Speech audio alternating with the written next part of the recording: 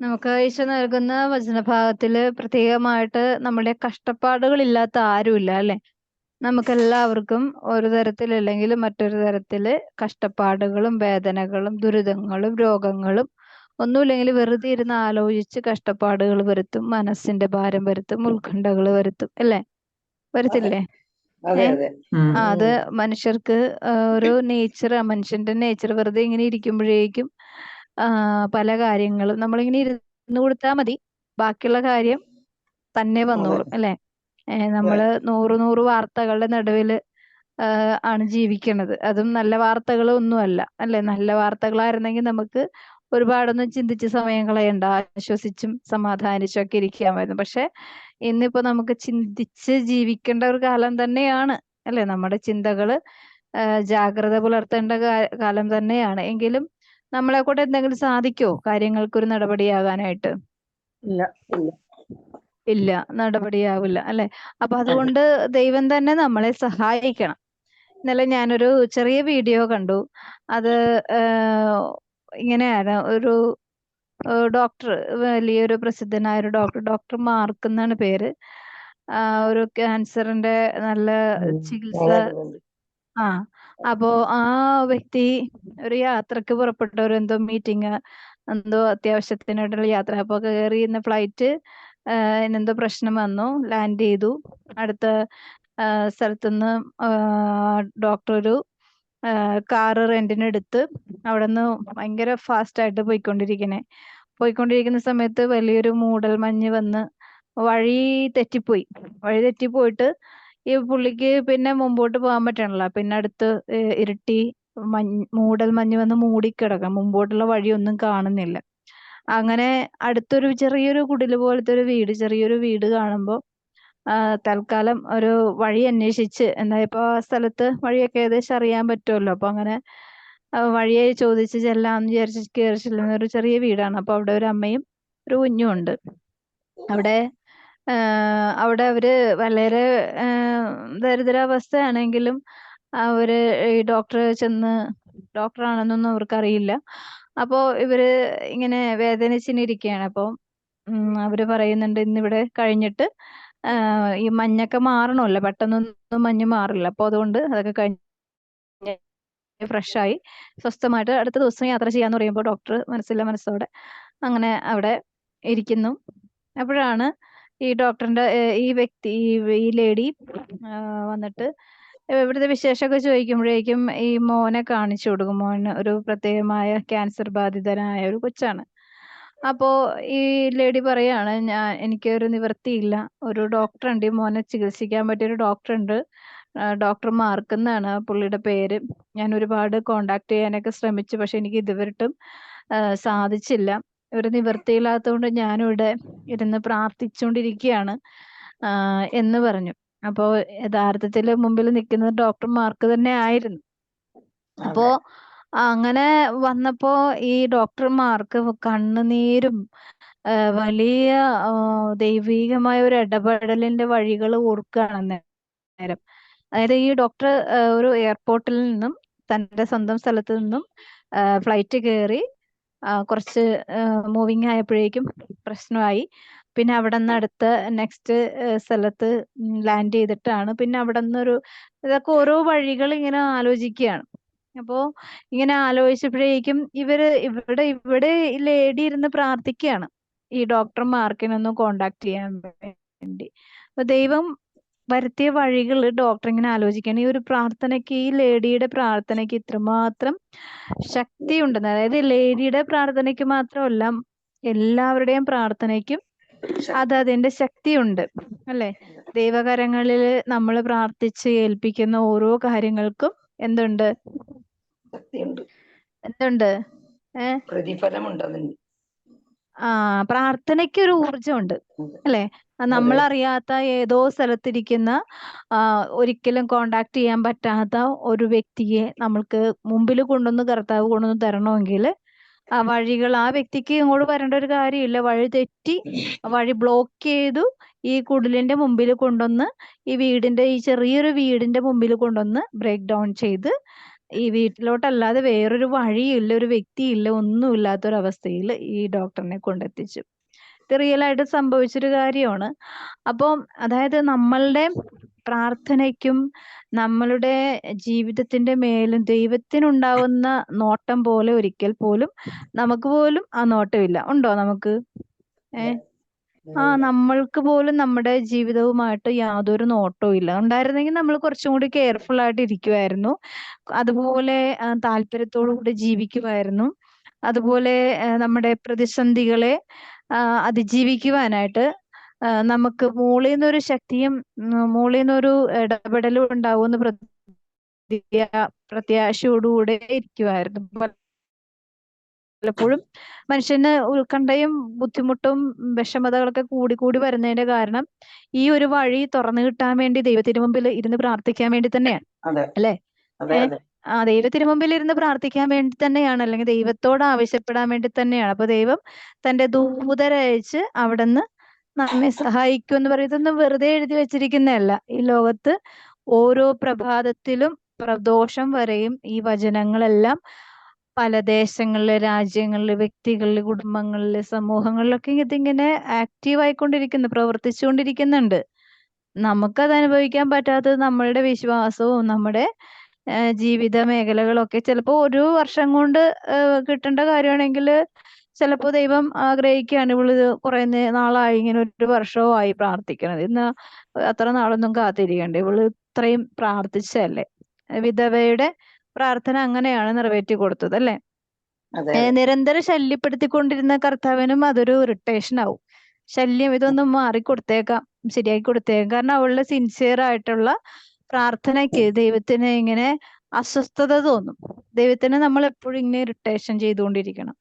അപ്പൊ നമ്മൾ ഇറിറ്റേഷൻ ചെയ്യണത് എന്തിന്റെ ഉദ്ദേശത്തിലാണെന്ന് ദൈവത്തിന് അറിയാം. നമ്മളുടെ ഇഷ്ടത്തിനനുസരിച്ച് പ്രാർത്ഥിച്ചു കഴിഞ്ഞാൽ ദൈവം കേൾക്കാത്തത് കൊണ്ട് ആണ് കാലങ്ങളോളം വർഷങ്ങളോളം ഒക്കെ പ്രാർത്ഥനകൾക്ക് ഉത്തരം കിട്ടാതെ പോണത്.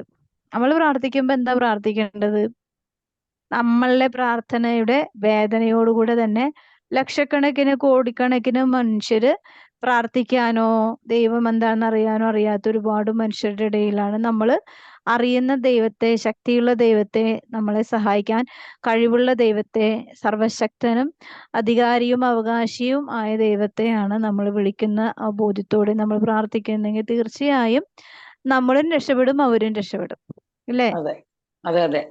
അത് നമ്മള് വിശ്വാസത്തോടുകൂടെ നമ്മളുടെ അങ്ങനെയാണ്. ഈ ലോകം ഇങ്ങനെ താളം തെറ്റിയിട്ടുണ്ടെങ്കിലും, ഈ ലോകത്തിന്റെ സർവ്വതാളവും തെറ്റിയിട്ടുണ്ടെങ്കിലും എവിടെയൊക്കെ ഒന്ന് സത്യസന്ധമായ നിഷ്കളങ്കമായ ആത്മാർത്ഥതയുടെ പ്രാർത്ഥനകൾ ഇങ്ങനെ നിരന്തരം മുകളിലെത്തുന്നത് കൊണ്ടാണ്. പല പ്രാർത്ഥനകൾക്കും മുകളിലെത്താൻ പറ്റാത്തത് കൊണ്ടാണ് കാലതാമസം എടുക്കുന്നത്, അല്ലെ? അപ്പൊ അതുകൊണ്ട് ഇപ്പൊ നമ്മുടെ ഈ കേരളത്തിന്റെ ഡാം നശിഞ്ഞു പോകാത്ത എന്തുകൊണ്ടാ? എപ്പോഴോ നശിഞ്ഞു പോകേണ്ട ഒരു അവസ്ഥ കഴിഞ്ഞു, അല്ലെ? അതിന്റെ കാലാവധി, അതിന്റെ അപ്പുറത്തെ കാലാവധിയൊക്കെ കഴിഞ്ഞു. പക്ഷെ ആരുടെയൊക്കെയോ ആത്മാർത്ഥതയോടുകൂടെയുള്ള കണ്ണുനീരും പ്രാർത്ഥനയും പരിത്യാഗവും ഒക്കെ നമ്മുടെ കേരളത്തിന് നമ്മളും പ്രാർത്ഥിക്കുന്നതിന്റെ ഒരു നമ്മള് സംരക്ഷിക്കപ്പെടുന്നു. അല്ലാതെ വെറുതെ ഇരുന്ന് ആരും സുഖിച്ച് ലോകത്ത് ജീവിക്കുന്നില്ല. സുഖിച്ച് ജീവിക്കുന്നവര് നാളെ അതിന്റെ ദൂഷ്യഫലങ്ങൾ എങ്ങനെയാണെന്ന് മനസ്സിലാക്കി തന്നെ ദൈവം കടത്തി വിടുള്ളൂ, അല്ലെ? അപ്പൊ നമ്മൾ മനസ്സിലാക്കേണ്ട കാര്യം, നമുക്ക് ആരുടെയും സുരക്ഷിതത്വം അല്ല, ദൈവത്തിന്റെ സുരക്ഷിതത്വം തന്നെയാണ്. ദൈവത്തിന്റെ സംരക്ഷണം മാത്രമേ നമുക്ക് ഫലം കണ്ടെത്തുവാൻ സാധിക്കുകയുള്ളൂ. അല്ലാതെ നമ്മളുടെ ബുദ്ധിയോ കഴിവോ സമ്പത്തോ അറിവോ നമ്മുടെ മക്കളിലോ നമ്മുടെ ഏതെങ്കിലും കാര്യങ്ങളിൽ നമ്മൾക്ക് സുരക്ഷിതത്വം കിട്ടും എന്നുള്ളൊരു പ്രതീക്ഷയാണെങ്കിൽ നമ്മൾ അന്ന് തുടങ്ങി അടി കിട്ടാൻ കൈനീട്ടിക്കൊണ്ടിരിക്കുന്ന അവസ്ഥയാണ്. അപ്പൊ അതുകൊണ്ട് നമ്മളുടെ സുരക്ഷിതത്വം ആരുടെ കരങ്ങളിലാണ് ഉറപ്പായിട്ടുള്ളത്? ആരുടെ കരങ്ങളിലാണ്? ദൈവത്തിന്റെ കരങ്ങളിലല്ലാതെ മറ്റൊരു കരങ്ങളിലും പ്രത്യാശ വെക്കരുത്. വെച്ചു കഴിഞ്ഞാൽ എന്താണ്? എവിടെ പ്രത്യാശ വെച്ചിരിക്കുന്ന അവിടെ നിന്ന് അടി തുടങ്ങും, ഉറപ്പായിട്ടും കിട്ടിക്കൊണ്ടിരിക്കും. അപ്പൊ അതുകൊണ്ട് നമ്മൾ എല്ലാവരിലും ഉള്ള ഒരു പ്രതീക്ഷ ഈ ദൈവം മാത്രമായിരിക്കുവാനുള്ള പ്രാർത്ഥനയായിരിക്കട്ടെ ഓരോ ദിവസവും. നമുക്ക് മറിയത്തിന്റെ സ്തോത്രഗീതം വായിക്കാം. ഡെയ്സി ജോസ് വായിക്കുവോ? മറിയത്തിന്റെ സ്തോത്രഗീതം ഗ്രേസി പൗലോസ് വായിക്കാം. വായിക്കട്ടോ. പരിശുദ്ധമ്മയുടെ സ്തോത്രഗീതം. മറിയം പറഞ്ഞു, എന്റെ ആത്മാവ് കർത്താവിനെ മഹത്വപ്പെടുത്തുന്നു. എന്റെ ചിത്തം എന്റെ രക്ഷകനായ ദൈവത്തിൽ ആനന്ദിക്കുന്നു. അവിടുന്ന് തന്റെ ദാസിയുടെ താഴ്മയെ കടാക്ഷിച്ചു. ഇപ്പോൾ മുതൽ സകല തലമുറകളും എന്നെ ഭാഗ്യവതി എന്ന് പ്രകീർത്തിക്കും. ശക്തനായവൻ എനിക്ക് വലിയ കാര്യങ്ങൾ ചെയ്തിരിക്കുന്നു. അവിടുത്തെ നാമം പരിശുദ്ധമാണ്. അവിടുത്തെ ഭക്തരുടെ മേൽ തലമുറകൾ തോറും അവിടുന്ന് കരുണ വർഷിക്കും. അവിടുന്ന് തന്റെ ഭുജം കൊണ്ട് ശക്തി പ്രകടിപ്പിച്ചു. ഹൃദയവിചാരത്തിൽ അഹങ്കരിക്കുന്നവരെ ചിതറിച്ചു. ശക്തന്മാരെ സിംഹാസനത്തിൽ നിന്നും മറിച്ചിട്ടു. എളിയവരെ ഉയർത്തി. വിശക്കുന്നവരെ വിശിഷ്ട വിഭവങ്ങൾ കൊണ്ട് സംതൃപ്തരാക്കി. സമ്പന്നരെ വെറും കൈയോടെ പറഞ്ഞയച്ചു. തന്റെ കാരുണ്യം അനുസ്മരിച്ചുകൊണ്ട് അവിടുന്ന് തന്റെ ദാസനായ ഇസ്രായേലിനെ സഹായിച്ചു. നമ്മുടെ പിതാക്കന്മാരായ അബ്രാഹത്തോടും അവന്റെ സന്തതികളോടും എന്നേക്കുമായി ചെയ്ത വാഗ്ദാനം അനുസരിച്ച് തന്നെ. ദൈവവചനമാണ് നാം കേട്ടത്. ദൈവത്തിന് സ്തുതി. നമുക്ക് ദൈവത്തെ സ്തുതിക്കാം. പരിശുദ്ധാമ്മയുടെ സങ്കീർത്തനത്തിലും പറയുന്ന ഒരു കാര്യം, സമ്പന്നരെ എന്ത് ചെയ്തു എന്നാ പറയണത്? വെറും കൈയോടെ പറഞ്ഞയച്ചു. സമ്പന്നത എന്ന് പറഞ്ഞാൽ എന്താണ്? ദൈവം കാണുന്ന സമ്പന്നത എന്താണ്? ദൈവം നമ്മളിൽ കാണുന്ന സമ്പന്നത എന്താണ്? ഈശോയെ സ്നേഹിക്കുന്ന ഈശോയെ സ്നേഹിക്കുന്ന ഒരു ഹൃദയം ഉണ്ടായിരിക്കണം എന്നുള്ളത് സമ്പന്നതയാണ് ദൈവം കാണാൻ ആഗ്രഹിക്കുന്നത്. പക്ഷെ ദൈവം നമ്മളിൽ കാണുന്ന സമ്പന്നത എന്തൊക്കെയാണ്?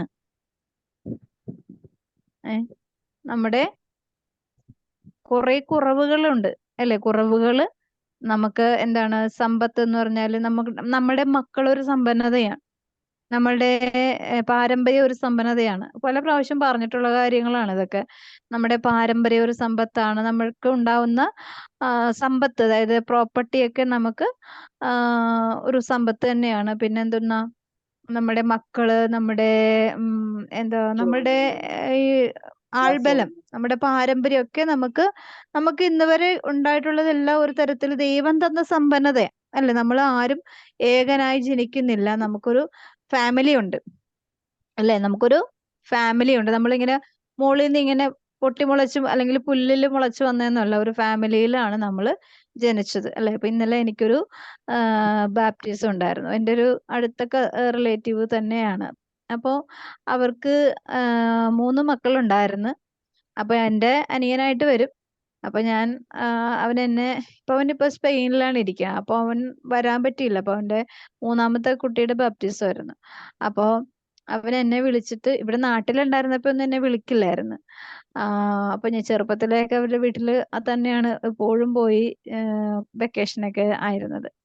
അപ്പൊ എനിക്ക് ഭയങ്കര അത്ഭുതം തോന്നാറുണ്ട്, ഇവരൊക്കെ എന്താണ് ഇങ്ങനെ ആയിപ്പോയതെന്ന്. ഇത്രയും അടുപ്പം ഉണ്ടായിട്ടും ഒരു റിലേഷൻസ് സംരക്ഷിക്കേണ്ടത് ആരാണ്? മനുഷ്യർ തന്നെയല്ലേ അല്ലേ? മറ്റുള്ളവർ, അതായത് നമ്മളുടെ ബന്ധം, ഇപ്പൊ നമ്മള് ഏത് ബന്ധവും, ഇപ്പൊ നമ്മളുടെ വ്യക്തിബന്ധം സംരക്ഷിക്കേണ്ടത് വ്യക്തികൾ തന്നെയാണ്. അങ്ങനെ ഞാനപ്പോ ഭയങ്കര ആദ്യമൊക്കെ എനിക്ക് വിഷമം തോന്നി. പിന്നെ ഒന്നും അതൊക്കെ ഓരോരുത്തരുടെ ഇഷ്ടമല്ല, ഓരോരുത്തരുടെ സ്വാതന്ത്ര്യമാണ്. ഓരോ ആവശ്യങ്ങൾക്ക് വിളിക്കാതിരിക്കുക. ഇപ്പൊ പെൺമക്കള് വേറെ വീടുകളിലേക്ക് കല്യാണം കഴിച്ച് വിട്ട് കഴിഞ്ഞാൽ പിന്നെ പെൺമക്കൾ അങ്ങനെ ആവശ്യങ്ങൾക്കൊക്കെ കുറച്ച് വിളിക്കുള്ളൂ. ആണുങ്ങളെയാണ് കൂടുതൽ വിളിക്കുന്നത് ചില സ്ഥലങ്ങളില്. എങ്ങനെ എല്ലായിടത്തും ഒരുപോലെ ആണോന്നില്ല. അപ്പൊ ഞാൻ വിചാരിച്ച ചിലപ്പോ അങ്ങനെയൊക്കെ ആയിരിക്കാം, എന്തെങ്കിലും ആവട്ടെ എന്നോർത്ത് നമ്മൾ അത് തലയിലൊന്നും വെച്ചിട്ടുന്നില്ല. പക്ഷെ അവരുടെ തന്നെ ബന്ധത്തിലുള്ള ഒരു വ്യക്തി ഞാനുമായിട്ട് ഭയങ്കര ഒരു ബന്ധം ഉണ്ടായിരുന്നു. ഞാനൊരു ഒരു ഫ്രണ്ട്ഷിപ്പ് ഉണ്ടായിരുന്നു. അപ്പൊ എന്നോട് ചോദിച്ചു, എന്താണ് വിളിക്കാത്തത്? അപ്പൊ ഞാൻ പറഞ്ഞു, എനിക്കറിയില്ല എന്താ സംഭവം എന്ന്. എനിക്കപ്പോ ഒരു നാണക്കേട് പോലെ തോന്നി. അങ്ങനെ 2 കുട്ടികളുടെയും അവന്റെ കല്യാണം കഴിഞ്ഞിട്ട് പിന്നെ ഓരോ ആവശ്യം എന്നെ വിളിച്ചിട്ടില്ല. അപ്പൊ എനിക്കൊരു വിഷമം തോന്നിയെങ്കിലും വലിയ തലയിലൊന്നും എടുത്ത് വെക്കാനൊന്നും പോയിരുന്നില്ല. അതിന്റെ ആവശ്യമില്ലല്ലോ. അവർക്ക് ആവശ്യമില്ല. അവർക്ക് അങ്ങനെ ഒരു ബന്ധം കണ്ടിന്യൂ ചെയ്യണമെന്നും തോന്നിയില്ലെങ്കിൽ ഇപ്പൊ എന്ത് ചെയ്യാൻ പറ്റും? ഇപ്പൊ കണ്ടാലും അധികം മൈൻഡ് ഒന്നും ചെയ്യണില്ല. അപ്പൊ ഞാൻ മനഃപൂർവ്വമായിട്ട് ഒരു ദ്രോഹം ആരെയും ചെയ്തിട്ടില്ല. അപ്പൊ എനിക്ക് നല്ല വിശ്വാസമുണ്ട്. നമ്മൾ എന്തെങ്കിലും അങ്ങനെ ദ്രോഹം ചെയ്താലല്ലേ ഇപ്പൊ ഞങ്ങളുടെ വീട്ടിലുള്ള ആവശ്യങ്ങളൊക്കെ വിളിച്ചിട്ടുണ്ട്. അപ്പൊ എനിക്ക് പറയാൻ ന്യായീകരിക്കാനൊക്കെ കാര്യങ്ങളുണ്ട്. പക്ഷെ ഞാനൊന്നും പറയാനൊന്നും പോയൊന്നുമില്ല. അതിന്റെ ആവശ്യമില്ലല്ലോ. അവർക്ക് ഓരോരുത്തരുടെ ഇഷ്ടമാണ്. ഇപ്പൊ ഞാൻ ഓരോ ആവശ്യങ്ങൾ വിളിക്കുന്നത് എന്റെ ഇഷ്ടം, അവര് വിളിക്കാതിരിക്കുന്നത് അവരുടെ ഇഷ്ടം. അപ്പം എന്നെ മൂന്നാമത്തെ വിളിച്ചപ്പോ ഞാൻ അതിശയിച്ചു. അപ്പൊ ഞാൻ 2 പ്രാവശ്യം വിളിച്ചില്ല. അപ്പൊ ഈ ഈ ആവശ്യം വിളിച്ചത് എന്താണ്? അപ്പൊ ഞാൻ അവനോട് പറഞ്ഞേടാ, ഞാനിപ്പോ നിന്റെ ആ വീട്ടിൽ പോയി, ഒന്നാമത് നീ അവിടെ ഇല്ല. നീ അവിടെ ഇല്ലാത്തതുകൊണ്ട് നിന്റെ വൈഫിന് ഞാൻ എന്നെ എങ്ങനെ അധികം പരിചയപ്പെട്ടാലും അപ്പൊ തന്നെ മറന്നു പോകും. കാരണം തിരക്കുള്ള ദിവസമാണ്. അവരെ ആരും പറഞ്ഞിട്ട് കാര്യമില്ല. അപ്പൊ ഞാൻ പറഞ്ഞു നിന്റെ കല്യാണത്തിനാണ് ഞാൻ വന്നത്. അതുകൊണ്ട് എനിക്ക് അവരെ കണ്ടുള്ള പരിചയം മാത്രമേ ഉള്ളൂ. ഞാൻ സംസാരിച്ചിട്ടൊന്നുമില്ല അധികം. പിന്നെ നീ എന്നെ ഒരാവശ്യം വിളിച്ചിട്ടില്ല. അപ്പൊ അതുകൊണ്ട് എനിക്ക് അവരെ എങ്ങനെയാണ് അവരെ എന്താണ് സംസാരിച്ച് ഇപ്പൊ ഞാൻ ചെന്നാൽ എനിക്ക് അറിയാൻ പറ്റും. എനിക്ക് അങ്ങനെ ഒരു അത് തോന്നി. ഞാൻ പ്രാങ്കായിട്ട് പറഞ്ഞു നിന്റെ വൈഫിന് എന്നെ അറിയാൻ പറ്റുമോ? കാരണം കല്യാണത്തിന് ഇത്ര അടുത്തൊരു ബന്ധമാണ്. എന്റെ അനിയനായിട്ട് തന്നെ, സ്വന്തം അനിയനായിട്ട് വരും തന്നെ. അപ്പോ അവർ ഇല്ല, ഫോട്ടോയൊക്കെ കണ്ടിട്ടുണ്ട് എന്ന് പറഞ്ഞു. അപ്പൊ ഞാൻ പറഞ്ഞു നീ കഴിഞ്ഞ ഒരു പരിപാടി എന്നെ വിളിച്ചിട്ടില്ല. അപ്പൊ അതുകൊണ്ട് ഇങ്ങനെ ഒരു ബുദ്ധിമുട്ട് എനിക്ക് വിഷമമൊന്നുമില്ല. പക്ഷെ നീ അത് വിളിച്ചിട്ടില്ല. അപ്പൊ അതുകൊണ്ട് നമുക്ക് ഒരു ആളുകളെ കണ്ടുള്ള ബന്ധങ്ങൾ അങ്ങോട്ട് മുറിഞ്ഞു പോകും.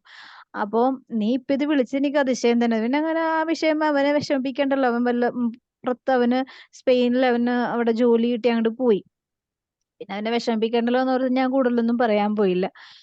അപ്പോ അത് കഴിഞ്ഞ് ഇന്നലെ ഞാൻ ആ പരിപാടിക്ക് പോയി വളരെ സന്തോഷമായിട്ട് പോയി.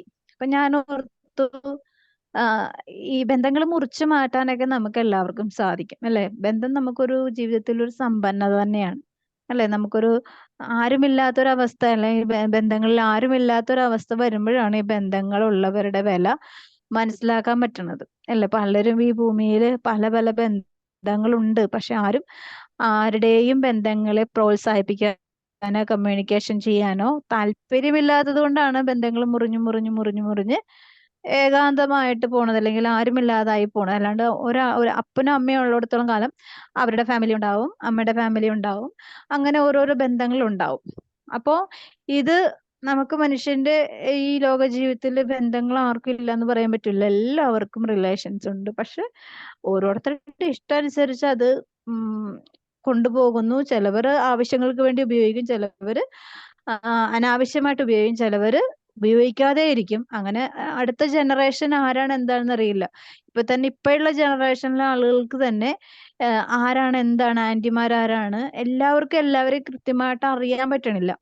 നിൽക്കുന്നവർക്ക് തന്നെ അതിനെ ഫോളോ ചെയ്യാനായിട്ടുള്ള താല്പര്യക്കുറവോ അല്ലെങ്കിൽ അങ്ങനെയുള്ള ഒരു മനോഭാവമൊക്കെ വരുമ്പോൾ നമ്മൾ അടുത്ത തലമുറകൾക്കൊക്കെ വേണ്ടി പ്രാർത്ഥിക്കും. ഈ തലമുറ തന്നെ ഇപ്പൊ നമ്മളുടെ തലമുറ തന്നെ കുറച്ചുകൂടി ആത്മാർത്ഥത കാണിച്ചാൽ മാത്രമേ അത് കണ്ട് വളരുന്ന തലമുറകൾ, അടുത്ത തലമുറകൾ അല്ലെ?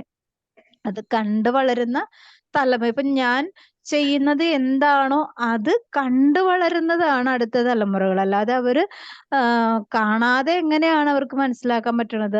ഇങ്ങനെയാണ്, ഫാമിലി ഇങ്ങനെയാണ്, അല്ലെങ്കിൽ എന്റെ അമ്മ അങ്ങനെയാണ്, എന്റെ അമ്മയുടെ ജീവിതം ഇങ്ങനെയാണ് എന്നൊക്കെ കണ്ടു വളരുന്നതാ. കാണാതെ വളരുന്നവർക്കാണ് കൂടുതൽ മോശമായ വഴിയിൽ കൂടി പോകേണ്ടി വരുന്നതും. കാരണം അവർക്ക് വെളിച്ചം കിട്ടുന്നില്ല. വെളിച്ചം കിട്ടുന്ന വഴി കൂടി പോകും. അവിടെ വെളിച്ചമാണോ ഇരുട്ടാണോ എന്നറിയില്ല. അവർക്ക് കാണുന്ന വഴി കൂടി അങ്ങോട്ട് പോവാണ്. അല്ലാതെ പ്രെയർ ചെയ്യുന്ന അല്ലെങ്കിൽ ദൈവവുമായിട്ട് ഐക്യമുള്ള മക്കളുടെ ജീവിതങ്ങളിലുള്ള മക്കളും വഴിതെറ്റി പോകുന്നുണ്ട്. കാരണം അത് അവരൊരു പ്രോസസ്സിങ്ങിന് വേണ്ടിയായിരിക്കും ചിലപ്പോ. വിശുദ്ധ മോനിക്കയുടെ ജീവിതം അങ്ങനെയല്ലേ? വിശുദ്ധ മോനിക്ക കണ്ണീരൊഴുക്കി 10-20 വർഷത്തോളം പ്രാർത്ഥിച്ചത്. അപ്പം ദൈവത്തിന്റെ ഓരോ പദ്ധതികളാണ് അല്ല. അപ്പൊ നമുക്ക് ഈ ഭൂമിയില് പല പല സമ്പന്നതകളുണ്ട്. ഈ ഭൂമിയില് എണ്ണിത്തിട്ടപ്പെടാൻ പറ്റാത്ത വിധം വലിയ സമ്പന്നതകളുണ്ട്. പക്ഷെ കർത്താവ് പറയുന്ന സമ്പന്നരെ വെറും കൈയോടെ പറഞ്ഞയച്ചു എന്ന് പറയും. നമ്മൾ ഈ സമ്പത്തും നമ്മുടെ ബന്ധങ്ങളും നമ്മുടെ കയ്യിലുള്ള റിയൽ ആയിട്ടുള്ള പ്രോപ്പർട്ടിയും അല്ലെങ്കിൽ നമ്മുടെ മക്കളാവുന്ന പ്രോപ്പർട്ടി നമ്മളുടെ ഭർത്താവാകുന്ന പ്രോപ്പർട്ടി, അങ്ങനെ ഓരോ പ്രോപ്പർട്ടികളാണ്, നമ്മുടെ സമ്പന്നതകളാണ് ഇതെല്ലാം. പക്ഷെ ഇതൊന്നും വലിയ സ്ഥിരതയോടുകൂടെ നിലനിൽക്കണമെങ്കിൽ എന്ത് വേണം? തന്നവനെ നമ്മൾ മാനിക്കണം, അല്ലേ? തന്നവനിലേക്ക് നമ്മുടെ കണ്ണൊന്ന് മാറിയ ഈ കിട്ടിയതെല്ലാം നശിഞ്ഞു പോകാൻ വളരെ നിസ്സാര കാലങ്ങൾ മതി. മക്കളെ നോക്കി വലിയ പ്രതീക്ഷയോടുകൂടെ ജീവിക്കുന്നവർക്ക് പലരും അനാഥാലയങ്ങളില് കണ്ണുനീരോടുകൂടെ മക്കളെ ഓർത്ത് കരഞ്ഞ് പ്രാർത്ഥിച്ച് ജീവിതം മുന്നോട്ട് നയിക്കുന്നവരുണ്ട്, അല്ലെ? ഭർത്താവിനെ ഒരുപാട് സ്നേഹിച്ച് ജീവിതത്തിൽ ഏറ്റവും കൂടുതൽ ഭർത്താവിനെ സ്നേഹിച്ചവര് അവരുടെ ഒരു പ്രത്യേകമായ സമയത്ത്, ഏറ്റവും നല്ല ജീവിത സമയത്ത് ഭർത്താവിനെ അങ്ങോട്ട് കർത്താവ് എടുത്തുകൊണ്ടും പോകും, അല്ലെ? അതുപോലെ സമ്പത്തുണ്ടായിരുന്ന സമയത്ത് പെട്ടെന്നൊരു കടബാധ്യതയോ ആക്സിഡന്റോ രോഗങ്ങളോ വന്ന് പെട്ടെന്ന് അത് അങ്ങോട്ട് തീർത്ത് കളയും. ഈ ലോകത്ത് എന്താണ് സ്ഥിരമായിട്ട് നിൽക്കുന്നത്?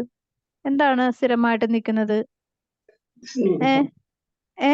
ആ ദൈവത്തോടുള്ള ഒരു പ്രത്യാശയോടുകൂടെയുള്ള കമ്മിറ്റ്മെന്റ് മാത്രമേ ഈ ലോകത്ത് ശരിക്കും പറഞ്ഞാൽ നിലനിൽപ്പുള്ളൂ. വേറെ എല്ലാം എന്താണ്? കുത്തൊഴിഞ്ഞു പോകും. കുത്തഴിഞ്ഞ ഒരവസ്ഥ, അല്ലെങ്കിൽ നമ്മളുടെ കാലിന്റെ ചുവട്ട് നിൽക്കുന്ന മണ്ണ് പോലും ഒലിച്ചു പോകാനായിട്ട് വലിയ സമയമൊന്നും വേണ്ട. നമ്മുടെ ആയുസ് അത്രമാത്രം നിസ്സാരമാണ്, നമ്മുടെ അധ്വാനവും വളരെ നിസ്സാരമാണ്. പക്ഷെ ദൈവത്തിൽ പ്രത്യാശ വയ്ക്കുന്നവൻ ഒരിക്കലും എന്ത് നഷ്ടപ്പെട്ടാലും അത് വലിയൊരു സംഭവമായിട്ട് എടുത്താൽ പോലും അവൻ അടുത്ത നിമിഷം മനസ്സിലാക്കും, എന്താണ് ഇത്? ദൈവം തന്നതാണ്, ദൈവം എടുത്തു. അതാണ് ജോബിന്റെ പുസ്തകത്തിൽ ജോബ് പറയുന്നത്, ദൈവം തന്നു, ദൈവം എടുത്തു, ദൈവത്തിന് സ്തോത്രം എന്ന് പറയുന്നത്, അല്ലെ? കാരണം എപ്പോ വേണമെങ്കിലും ദൈവത്തിന് തരാം, എപ്പം വേണമെങ്കിലും തിരിച്ചു കൊടുക്കാം. കാരണം നമ്മൾ ആരും ഇതിന്റെ അവകാശികളല്ല, നമ്മൾ ആരും ഇതിന്റെ എന്താണ് ഉടമസ്ഥരല്ല. അപ്പൊ അതുകൊണ്ട് ക്രിസ്തുവിനെ സ്വന്തമാക്കിയാൽ നമുക്കെല്ലാം സ്വന്തമാണ്. ഇപ്പൊ നമുക്ക് നഷ്ടപ്പെട്ടാലും വേദനയില്ല, നേടിയെടുത്താലും വേദനയില്ല, അതിൽ അധികം അഭിമാനിക്കാനും നേരമില്ല, അതിൽ സ്വാർത്ഥതയോടുകൂടെ അഹങ്കരിക്കാനും നമുക്ക് സാധിക്കില്ല. കാരണം എന്താ?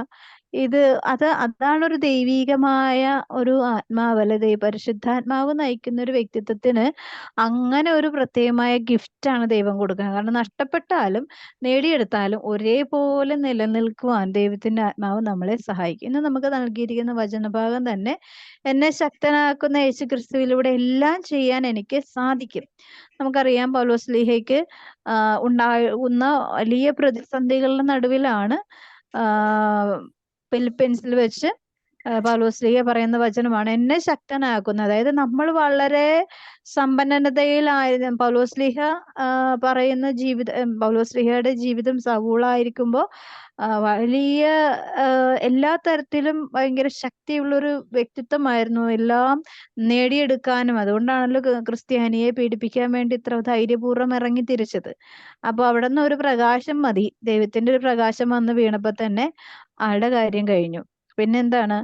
കർത്താവിന് വേണ്ടിയുള്ള പ്രകാശമായി മാറാൻ, ക്രിസ്തുവിന്റെ പ്രകാശമായി മാറാൻ ക്രിസ്തു തന്നെ ആ വ്യക്തിയെ മാറ്റി.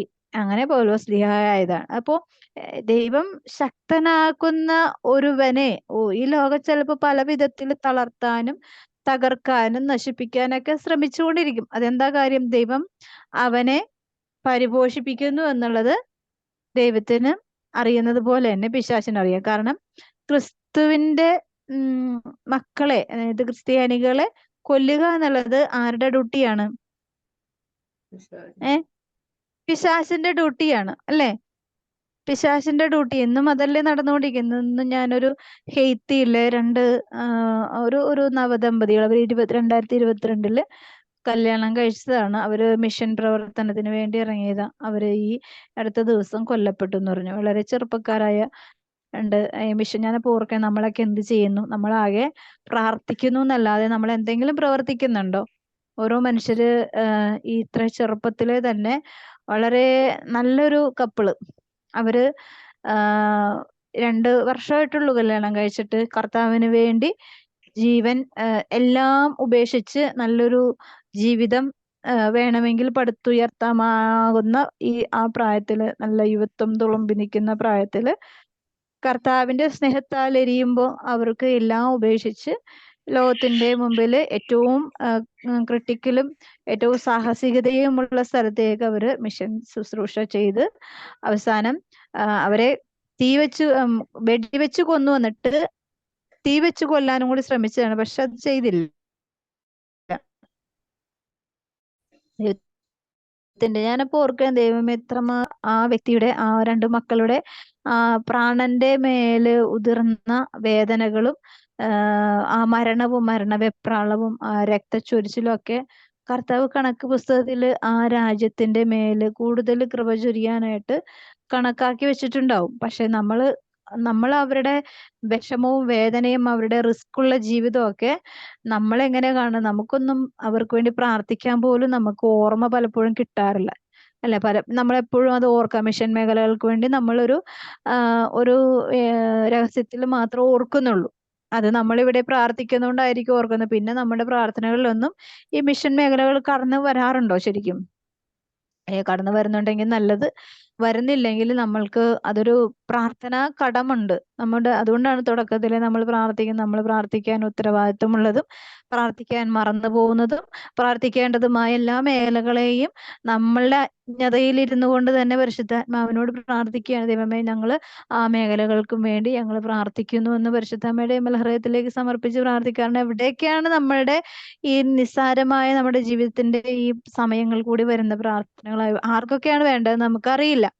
ആദ്യം പറഞ്ഞ പോലെ ഡോക്ടർ മാർക്കിന്റെ സാന്നിധ്യവും സഹായവും ആ ലേഡിക്ക്, ആ കുഞ്ഞിന്റെ മേല് ദൈവം ഇറക്കി തരണമെന്ന് ആ വീട്ടിലിരുന്ന് പുറത്തോട്ട് പോലും ഇറങ്ങാൻ പറ്റാത്ത അവസ്ഥയിൽ ആ വ്യക്തി അവിടെ ഇരുന്ന് പ്രാർത്ഥിക്കുമ്പോൾ സാക്ഷാൽ ഡോക്ടർ മാർക്ക് അവരുടെ വീട്ടിലേക്ക് വരികയാണ്, അല്ലെ? അപ്പൊ ഇതുപോലെ തന്നെ നമ്മളുടെ ഈ കുഞ്ഞു പ്രാർത്ഥനയ്ക്കും അത് അതിൻ്റെതായ ശക്തിയുണ്ട്. അതുകൊണ്ടാണ് ഈ പൗലോസ്ലീഹ തന്റെ ജീവിതത്തില് ദൈവത്തിനോടുള്ള കമ്മിറ്റ്മെന്റ് വർദ്ധിക്കുമ്പോഴാണ് ദൈവത്തിന് വേണ്ടി അധ്വാനിക്കാനും ദൈവത്തിന്റെ സ്നേഹത്തിന്റെ ഓരോ പ്രകാശമോ അല്ലെങ്കിൽ ഒരു കിരണമോ അല്ലെങ്കിൽ ഒരു നേർത്ത നിഴലോ ഒക്കെ ആയുമോ വലിയ വലിയ പ്രകാശവും വലിയ വലിയ മഴത്തുള്ളികളൊന്നും ആവണ്ട, ഏറ്റവും ചെറിയ കണികയായി മാത്രം മാറിയാൽ മതി. അത്രയെങ്കിലും നമുക്ക് സാണ്ണാൻ കുഞ്ഞും തന്നാല എന്ന് പറഞ്ഞ പോലെ അത്രയെങ്കിൽ ചെയ്താൽ അത്രയും നല്ലത്, അല്ലെ?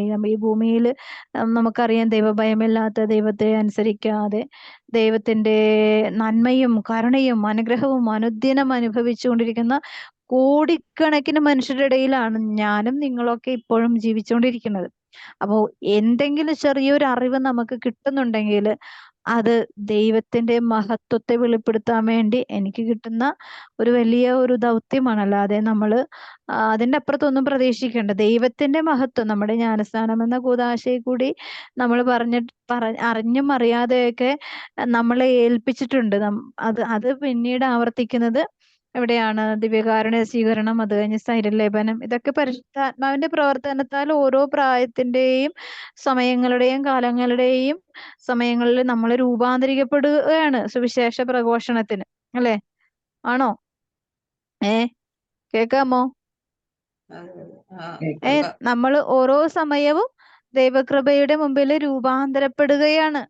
പിന്നെ അതിലൊന്നും നമ്മൾ കല്യാണം കഴിഞ്ഞ ഒരു 60 വർഷം കഴിഞ്ഞിട്ട് നമുക്ക് കർത്താവിന്റെ വചനത്തെയോ ദൈവത്തിന്റെ കൃപയോ അനുഗ്രഹത്തെയോ തിരിച്ചറിയാൻ പറ്റുന്നില്ലെങ്കിൽ എന്ത് വരും? കുറച്ച് സഹനങ്ങളുടെ ഒരു കടന്നുകയറ്റം വരും. അപ്പൊ എന്താണെങ്കിലും നമുക്ക് അനങ്ങാതിരിക്കാൻ പറ്റില്ല. നമ്മളൊന്ന് ചലിക്കാൻ തുടങ്ങും. ചലിച്ച് പിന്നെ കൂടുതൽ ചലിച്ച് പിന്നെ കർത്താവിനോടൊപ്പം മാത്രം ചലിക്കാനുള്ള ഒരു ദൈവികമായ കൃപയും അഭിഷേകവും നമുക്ക് തരും. അങ്ങനെ ദൈവം എന്തോരം സഹിഷ്ണുതയോടുകൂടെയാണ് ദൈവം നമ്മെ കാത്തു പരിപാലിക്കുന്നത്, അല്ലെ? ദൈവം ഏറ്റവും കൂടുതൽ അനുഗ്രഹങ്ങൾ വർഷിക്കുന്നെങ്കിലും ഓരോ ദിവസവും ഏറ്റവും കൂടുതൽ ഈ ലോകത്ത് വേദന അനുഭവിച്ചുകൊണ്ടിരിക്കുന്ന ഒരേ ഒരാള് ദൈവം മാത്രമാണ്, അല്ലെ?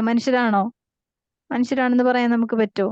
ദൈവമാണ് ഏറ്റവും കൂടുതൽ വേദനിച്ചുകൊണ്ടിരിക്കുന്നത്. പക്ഷെ ദൈവം അത് തൻ്റെ ഹൃദയത്തിലേക്ക് സ്വീകരിച്ചിട്ട് സഹിഷ്ണുതയോടുകൂടെ ദൈവം നമ്മെ ഓരോ ദിവസവും സംരക്ഷിക്കുകയാണ്. അതുകൊണ്ടാണ് നമുക്ക് ഇത്രയും പ്രത്യാശ. നമ്മളൊക്കെ ചെയ്ത തെറ്റുകൾക്കനുസരിച്ച്, അഹങ്കരിച്ച ജീവിതത്തിന്റെ കാലങ്ങൾക്കനുസരിച്ച്, പ്രവൃത്തികൾക്കനുസരിച്ച്, ചിന്തകൾക്കനുസരിച്ച്, ബുദ്ധിക്കനുസരിച്ചൊക്കെ നമുക്ക് ഈ ഭൂമിയിൽ ജീവിക്കാനുള്ള അവകാശം വല്ലതും ഉണ്ടോ? ഉണ്ടോ? ഒരു തരത്തിലും ഇല്ല, അല്ലെ?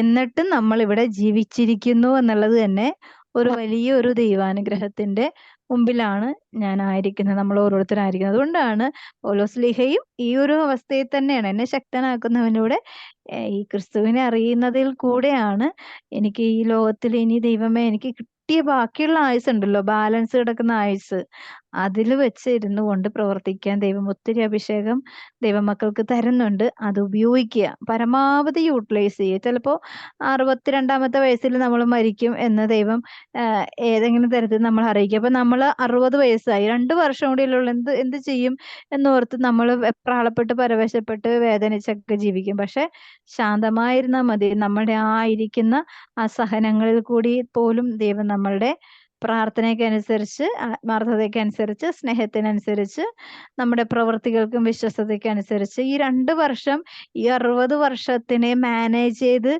പോകാനായിട്ട്, അല്ലെങ്കിൽ ആ പ്രോബ്ലംസ് ഒക്കെ മാറ്റി ഒരു വിശുദ്ധിയുടെ ഒരു വ്യക്തിത്വമാക്കി ഈ 2 വർഷം അല്ലെങ്കിൽ 1 വർഷം ബാലൻസ് ഉള്ളെങ്കിലും അതിനെ മാറ്റി, അല്ലെങ്കിൽ 1 മാസം ഉള്ളെങ്കിലും അല്ലെങ്കിൽ 1 ദിവസം ഉള്ളെങ്കിലും കർത്താവിന് സാധിക്കും. ദൈവത്തിന് അസാധ്യമായിട്ട് ഒന്നുമില്ലല്ലോ, അല്ലെ?